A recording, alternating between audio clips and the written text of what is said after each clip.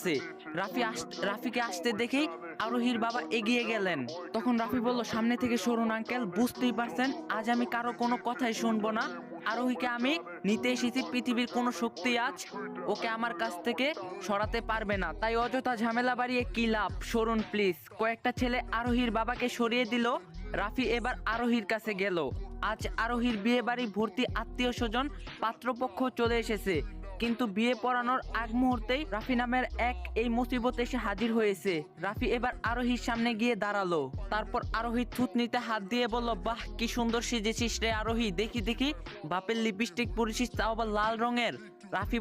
রাফি এবার আরোহীর হাত টেনে বলল, মেহেদি তো ভালোই পরেছিস নাকি, দেখি বাহ সাহস তো ভালোই হয়েছে দেখতেই পাচ্ছি, তবে এটা বুঝলাম না সেজেগুজে ঢং করার অধিকার তোকে কে দিল, একবারও বুক কাঁপলো না তোর? রাফির কথা বলার ধরন দেখি আরোহীর পরাণ পাখি উড়ে গেল, কারণ